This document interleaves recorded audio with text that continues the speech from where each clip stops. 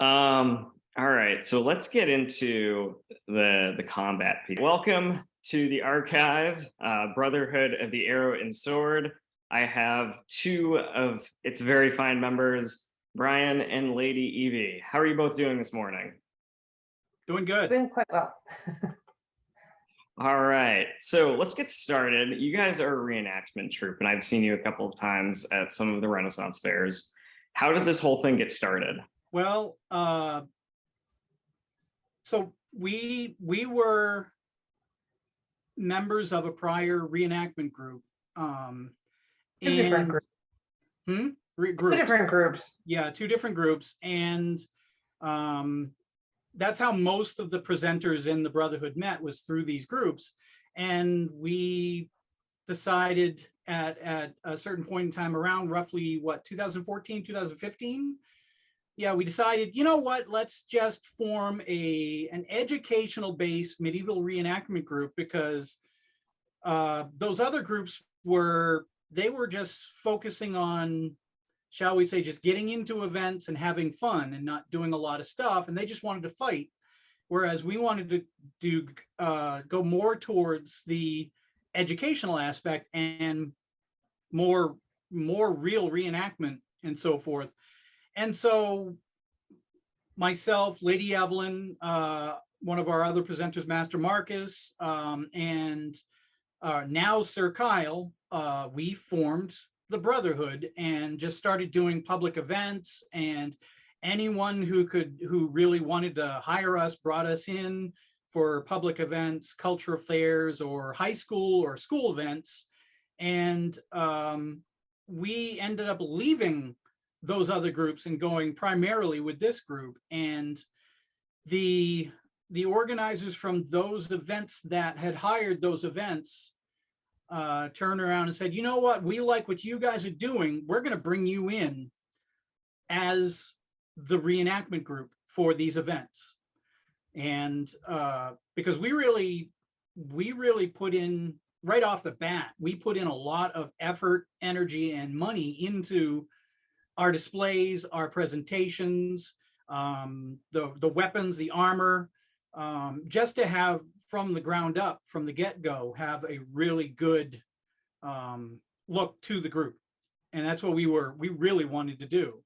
And we were kind of successful. I don't know what you think, Evie, but yeah, we were, people tell us that we did okay. I'd say we're successful. We get as many shows as we can handle in a year. So yeah, we're actually turning away shows at the current moment. Yes. Mostly due to distance and so forth, because there's a certain amount of distance that I'm willing to let our presenters travel, and because it just gets too ridiculous with the amount of stuff that we carry to and from an event, and the amount of time it takes for us to set up our displays, our encampment, and so forth. Yeah, and you guys wear like full body plate mail. Some of you got some pretty elaborate armor, and then when I've seen you guys, you've always had a nice array of medieval weapons set up. And then you have typically a couple of tents. Evie, I've seen sewing and working on a couple other art pieces normally. Is that something that people can also find added to your display when people see you at the fairs? So at the fairs, we usually try to have a wide range. I always try to bring a couple of fiber arts that are not as common nowadays to basically pique people's interest, get them wondering what it is that I'm doing or what is it that I'm using. So bring that over. That helps with the amount of stuff that I bring is all of the fiber arts. And Lady Amanda also brings her fiber arts. So between the two of us, we usually have quite a display, because we want to show more than just the fighting. And that was, again, why we started the Brotherhood, was that historical aspect, but also that broader aspect. In some of the earlier groups, the women of the group had a lot of a harder time getting a say, getting a spot.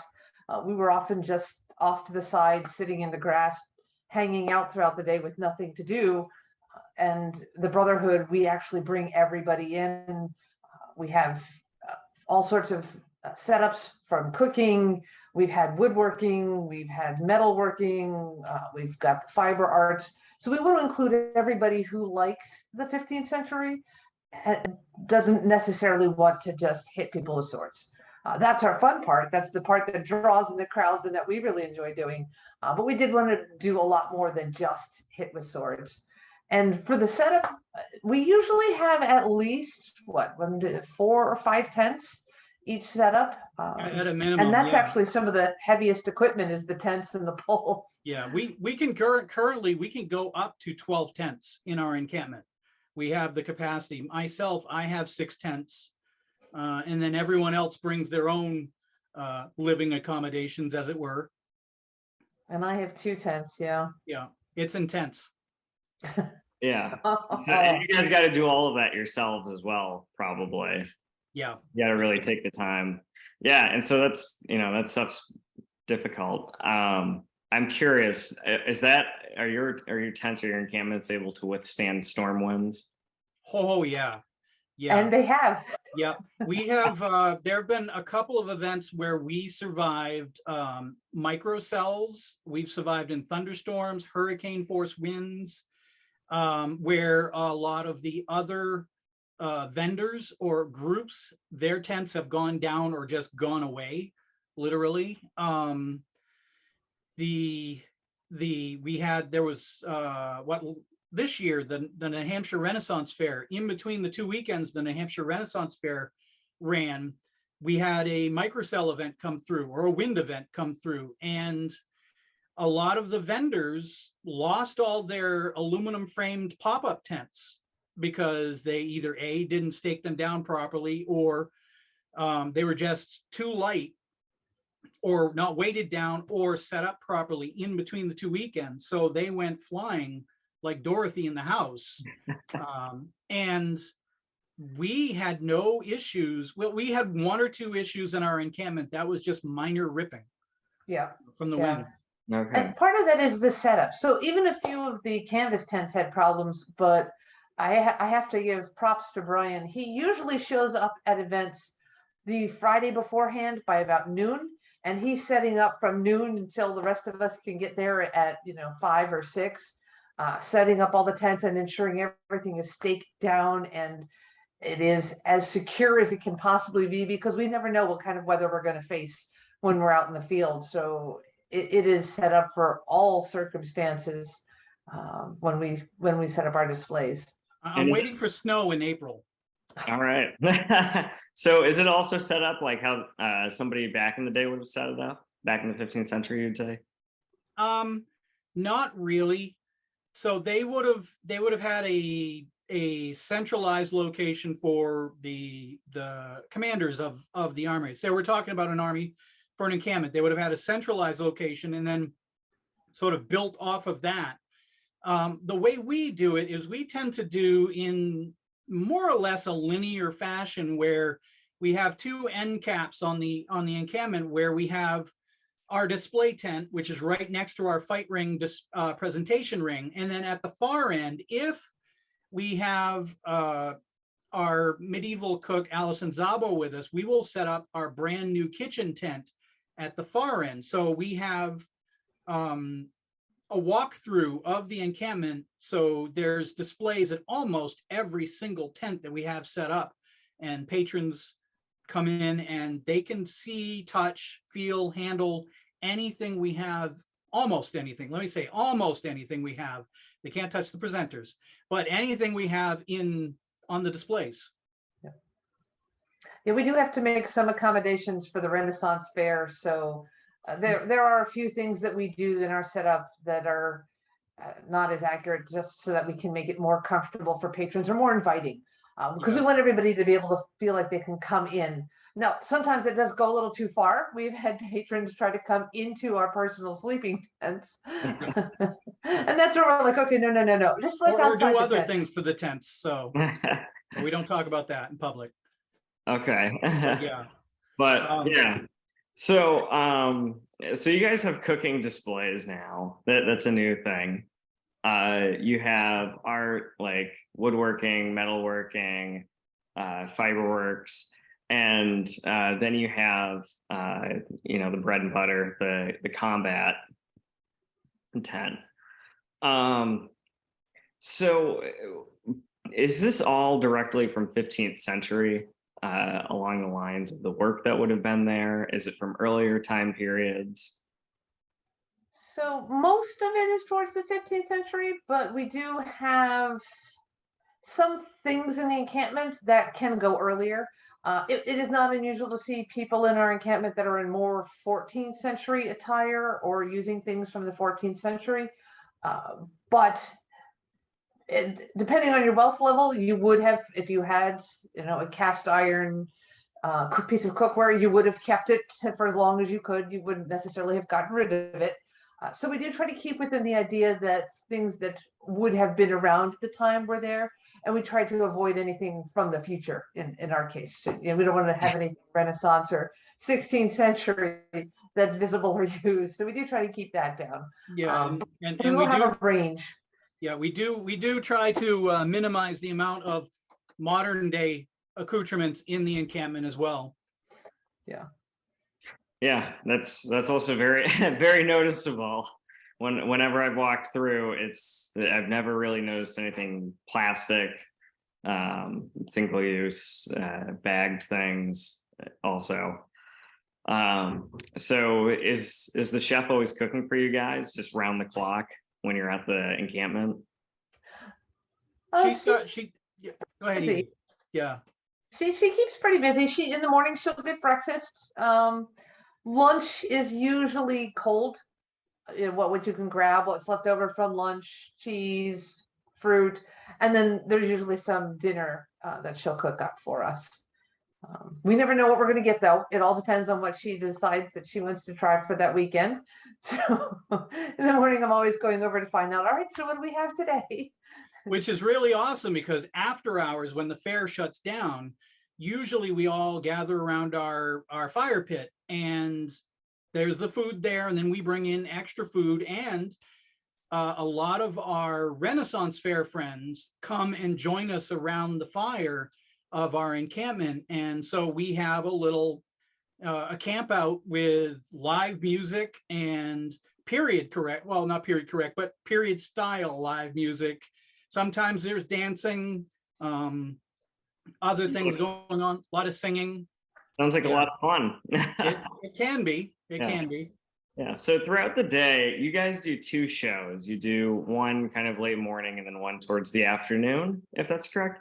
And so in between, so what are you guys doing sort of in between to help educate people on things historically?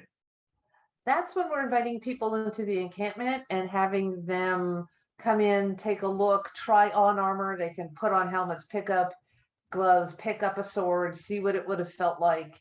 They can go around, look at what the cooking is happening, take a look at the fiber arts, learn a skill. Myself or Lady Amanda are usually quite open to demonstrating, teaching, and that usually keeps us fairly busy. And then it takes the knights a good 45 minutes to an hour to get themselves prepared for a battle. So between lunch and preparation, the time for them is actually quite short between the shows. Yeah, we're usually pretty swamped in the encampment. Now, to give you a frame of reference, and as you know, Garrett, Lady Evelyn, her fiber arts display is a working display, because she sets up a loom that she is, throughout the day or throughout the weekend, she is making a piece of clothing on that. And then she also has various other fiber arts set up. And Lady Amanda has a working fiber arts display where she's got, I don't know if you can see behind me these dolls, but she's got these handmade dolls that she makes, and the dolls that are on display are wearing children's clothing from the time period that she handmade. And she's got other variations of fiber arts as well. Nice. And she's constantly doing her fiber arts too. Yeah. All right. Are any of those the ones that you showed behind? Were those made at a fair at one point? No, those are a special project that she's working on, that aren't finished and haven't been finished for about a year and a half now. So they'll be finished soon. But the ones that she usually makes the ones that she displays at the fair. She makes at here either at my place or her place. Both Lady Amanda and I find that actually trying to accomplish a project at the fair weekend is impossible. You're stopping so many times that if you have to, keep count or anything like that, you've completely forgotten what the count is, or you alter what you're doing to show somebody how to do it or let them try. So usually what we do at the fairs end up just being just display pieces or used for various things later on, but they're not of high quality just because of our distractions and teaching during the process. Yeah. So are you finding a lot that there's like a huge influx of people also interested in these small things too, like knitting together a doll, knitting together a piece of clothing, working with wood? Like a lot of people are so infatuated from the earlier time periods with combat, but are people becoming more interested too in these everyday people, like everyday things that people did? I would say so. I usually get a number of people that contact me after for references or places to go to find out how to pick up the crafts. I think in general there is an upswing as the younger generations are picking up on the idea of avoiding single-use plastics, making things last longer. They're getting more into creating or designing their own things to fit their personality or to be more sustainable, that they are more interested in the different crafts that we show in the encampment.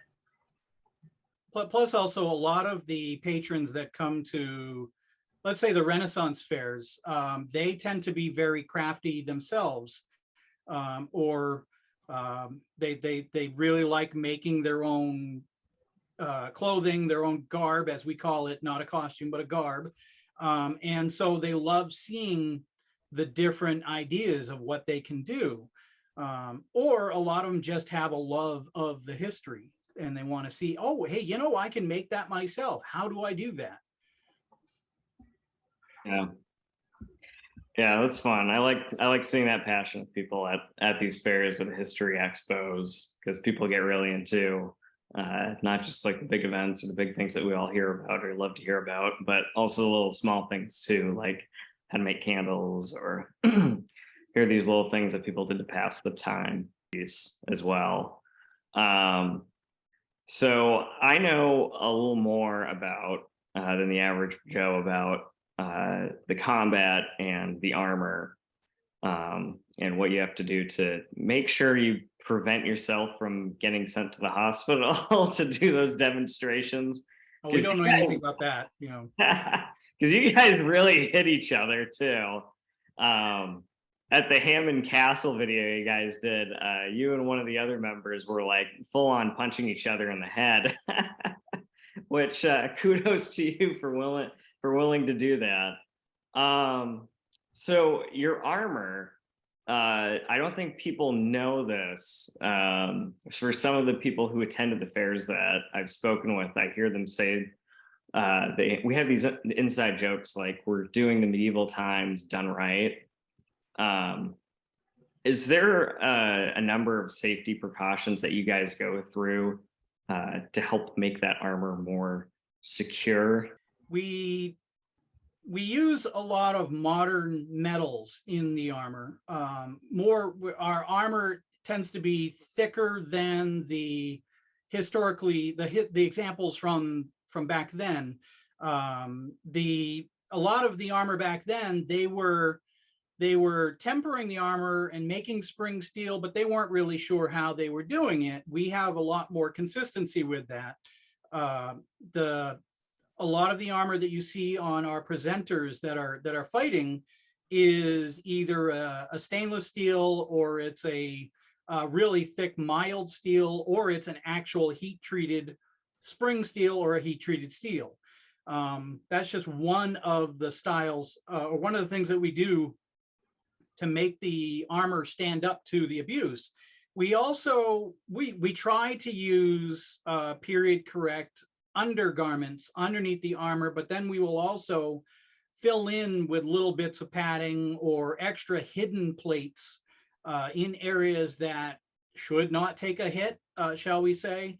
And we're using a lot of, like in my helmet, I have actual concussion padding inside of that. And a lot of the fighters are using concussion padding inside. It's a brand new product, works great. And they've tested it in football. And the majority of the hobby is now using that type of material. But yeah, we also do not do some historical European martial arts groups will use stabbing in their fighting styles because it was part of the fighting style. We don't do that for obvious reasons. As Evie is so accustomed to saying, the blood has to stay on the inside for some reason. So we don't stab, but a lot of the shots we do are hacking or slashing blows and such, more to spread out the energy of the shot. And we also are really key on targeting. Our fighters have to know how to, in order to fight in our group, to be invited to fight with us, they have to know how to target with their weapon. They just can't wave their weapon around willy-nilly and just go in and bash on their opponent. They need to know, okay, I can't hit my opponent here because they don't have armor here, or hey, this opponent has a broken rib, I can't hit them there, although that has never happened. But you have to be very careful when you fight your opponent. Now, when you do the tournament style fighting, like happens in some of the sport leagues, because there is a growing sport league or several growing sport leagues for medieval style fighting, it's pretty much you're getting in there and you're getting in there for points, and you are getting in there to be as aggressive as possible. Whereas we are fighting to show the technique, show the armor, show the weapons. So our presenters are a lot more cognizant of what and where they're targeting. And there's a lot of conversation that goes on both before the battle, don't hit here, this is injured, I don't have armor in this section, and during. What everybody in the audience may not hear is they kind of check in with each other too. One more round, are you good? How are we feeling? So there was a lot of communication, and everybody has to be very open as to how you were doing and if the level of combat is comfortable for them. We don't want anybody to do something that is uncomfortable. Because as he said, blood has to stay on the inside. I pay the insurance, we got to keep that down. We also have several layers in place for safety in our fight shows. We talked about the fighters themselves, talking back and forth. We also have safety marshals, which are on the inside of the fight ring rope, and they are constantly circling around the fighters, watching for any problems with the fighter armor or whatever armor malfunctions, also making sure that the fighter stays on the inside of the rope and doesn't end up in a patron's lap. As romantic as that sounds, it's not always fun. But they also they have the authority to call hold or stop and stop the fight. Us as the presenters or the MCs of the fight show, Evie is our primary presenter in the fight show, and she has overall authority when it comes to the fight show. She can stop the fight and that's it. Because I'm usually in armor, and if I'm fighting, I can't watch out for what's going on. So she's always one talking to the crowd, but also watching what's going on. So she's another safety marshal, but she is the safety marshal. Lady Evie, the safety marshal. And it doesn't always make the knights happy, because I have been known to say, no, you are done fighting for today. And they don't always like to stop fighting, but or we're not going to allow you to fight for the day. Right. And so we do keep their safety in mind first. That is, for me, the most important thing. I will not put on a show. I will, apologize to crowds before I will endanger any of my fighters. Yeah. We have been in, or at least myself have been in other groups where the safety level, shall we say, was not as high. And that's where I have received the majority of my injuries, was in those other groups. That's where I have visited various hospitals and emergency rooms while in those other groups. I haven't, thankfully, had to visit an emergency room, knock on wood, since I've been in the Brotherhood. That's good. That's good. And I see also too, in your group, you really do have like a wide variety of people who are going to be combatants. So you have people who are going to be younger, you have people that are going to be older, and you also have people too of different various skill levels. People that are more of like a novice to an amateur level of skill, and then people like yourself, and I can't remember the other gentleman's name. When I saw you at Hammond Castle last, watching the two of you go at it was pretty good because of your skill levels. So as I always say with my mom, you know they're good fighters when there's a lot of suspense and silence in between strikes. And was that also an aim in the Brotherhood? Yes. As I mentioned, the fighters themselves, to be able to fight with us, you have to come in by an invite, actually, to present with us, not just in the fight ring, but to present with us. You have to come in, we have to invite you in, or you have to say, hey, I'm interested, and then show us, okay, what are you bringing to the whole setup? What level of competence, what level of knowledge, do you have enthusiasm, so forth. And so we want to try to show in the fight ring, we want to show, we want to get the novices in fighting so they get better. We want to show various types of armor and talk about them, because we do that during our shows. But we want to make our novices better fighters by having them fight the better fighters. And then we want to show a gamut. I guess our retinue of fighters is not what you would say is historically accurate to a degree, because we do have female fighters in the group. They didn't have them back then, but we have them now. And the one good thing about that is now we can have, because let me preface this with, for years, Lady Evelyn and I would always get the question whenever we would do a school event or a public event where there are children. We'd always get the little child that would come up to us, mostly girls, that, could girls be knights back then? And we would have to say, well, we're sorry, they weren't allowed to fight back then, but they do nowadays. And here we have some examples in our fight ring actually going toe to toe with the big boys and winning and just going crazy. And so we really try to show our fighters are role models for the kids.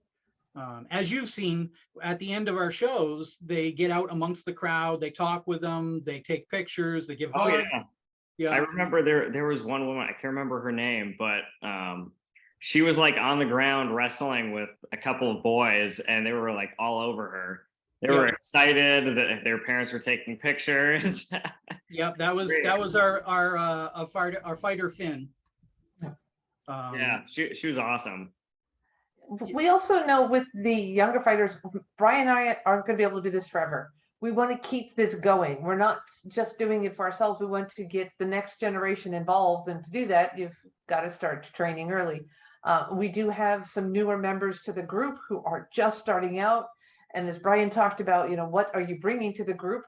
For some of our newer members, it's a lot of times just enthusiasm and the willingness to put in some time and effort to learn all of this. And Bryan, of course, did also, I have to say, an amazing job with a lot of the younger girls asking, can you be a fighter? He came up with a whole book of fighters around the world that are women, so that they can see that it's not just here, it's not just our group, that it is a possibility in a number of different places. Awesome. And too, with like the new generations, because you guys are going to schools and you have younger people in the Brotherhood, So are you fine? Because for me, I think playing Dungeons and Dragons is the reason why I'm even doing these interviews because I wanted to know, like, well, how do we go from being a society that believed in magic and people could summon storms to, you know, where we're at today? And how accurate was this game? And so there's this amazing romanticism coming from the Arthurian legends, that era of storytelling. It's you can draw the sword in the stone, and you'll be the true leader if you are, if you have it, and it means you're pure of heart. And if you slay a dragon, you can get its treasure. And so that drew me, and so that drew me into learning more about history. But like, are you finding when people come here and start getting involved with this, are you seeing that there's this like new fire, this new engagement in wanting to learn more about the actual history? Yeah, I would say that. A good majority of the patrons that swamp our display tent, they come in, they, oh, cool sword, I use that in this campaign in D&D or whatever, and then they finally get it in their hands, and it's like you can see the light bulb go on, or the light in their eyes waking up, and they're like, oh, I could learn more about this. Or they've always had an interest in history, but it's been just kindling in the background, and then they see what we're doing and what some of the other groups are doing, and it's like, I can actually do this. That's kind of cool. Or they have started out in what's called LARPing, live action role play, and so it's Dungeons and Dragons, but out in the woods, and they're out there with foam swords beating each other up, and then they realize I can actually put on real armor and beat the crap out of my friends. Great. And so they get into it that way. So there's various different avenues, but we are seeing a fire kindling in a lot of these people that was just smoldering before. It's lighting up as they come to the Ren fairs, come to a lot of our other events, and they get to hold the weapons, get to see the fiber arts, get to see how the fiber arts is doing, get to see the food being cooked, the boyer making the archer, the arrows and stuff like that, and the bows. They see all that stuff, and it really clicks. Something in them clicks. So are you finding that too, like there's a benefit with people learning these skills, like they're going ahead and they start and they learn and then they come back and they're like, oh my God, this is like, I can do this now. I'm very capable of this. I think there's a benefit to learning anything new. It keeps life interesting for one. But so fighting is great exercise. The history of it is fascinating. It's always good to know where we came from, to see the parallels in today, or to recognize things that are occurring.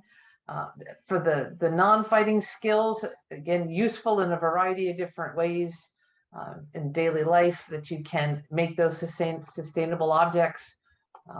But the fighting also too gives a lot of confidence to people when they have done their first fight and they come out and they're like, that was great, and I'm still standing and I'm okay.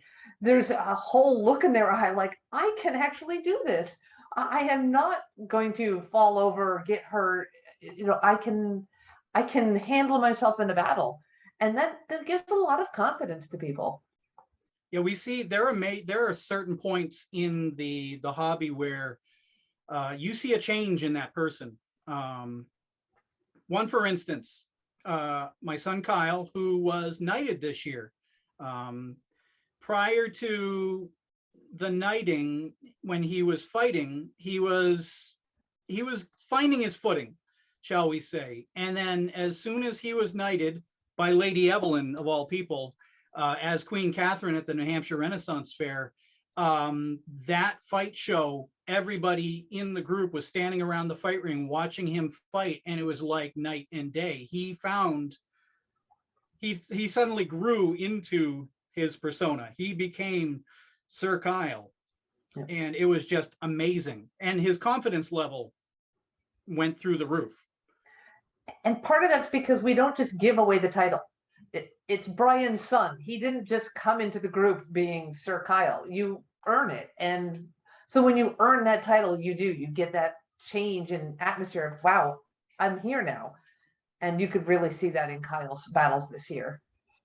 Yeah, there's a couple of other organizations out there that where you are constantly able to earn titles, and it's all through your own hard work. And so we wanted to replicate that in a way. But so when we say Sir so-and-so or Dame so-and-so, they earned that title. When we say Lady so-and-so, they earned that title. And usually it's through their own efforts in the group and outside of the group. We look at the person themselves and see what type of person they are, and they're like, okay, they're deserving of it. But when it comes down to our fighters earning the Sir designation, the fighters themselves actually group together without that person around, and we decide, does that person really deserve the title? And so it's by unanimous decision that they are given that title. It's not just myself or Lady Evelyn deciding, yeah, you know what? Yeah, we're going to call them X, Y, Z or whatever. But it's the group themselves voting on that title. Awesome. Nice. I had to earn it like back in the day. Yeah, Kyle actually started training when he was about 1.5, carrying around a sword, and he was a squire. He was a page and then a squire, and moved up through the ranks. And for the longest time, once he turned 18, until this year, he was man-at-arms Kyle, and fighting as a man-at-arms and doing all this stuff, not just in the group, but outside in the real world. And we all decided, you know what?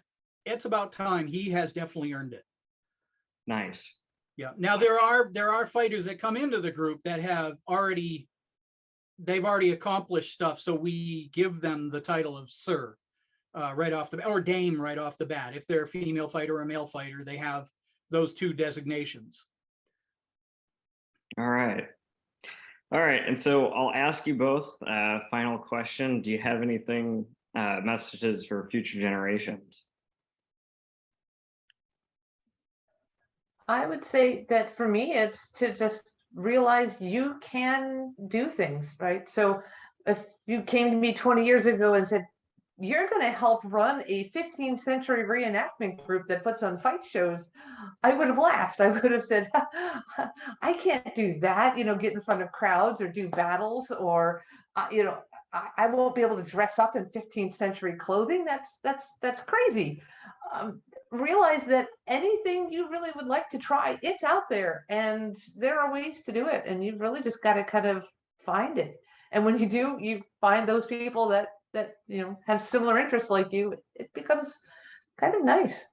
Yeah, exactly like what Evelyn said is, find what fires you and do it, and learn about everything that you want to learn about. Don't let anyone else stop you from learning and continuing to learn, because we're always learning. We'll be learning until the day we die, but you learn what you want to learn, and just go for it. Back to what Evelyn said, talking in front of people. There are a lot of people out there who are afraid of public speaking, and I am actually one of them. I have stage fright, and so in order for me to get up on that stage or in that fight ring to talk to those hundreds or thousands of people that are standing around the fight ring, and believe me, there are a large amount of people in front of our shows, I actually have to get into the Sir Bryan persona and take on that as sort of, the Sir Bryan persona is more of a mental armor as opposed to the armor that I actually wear.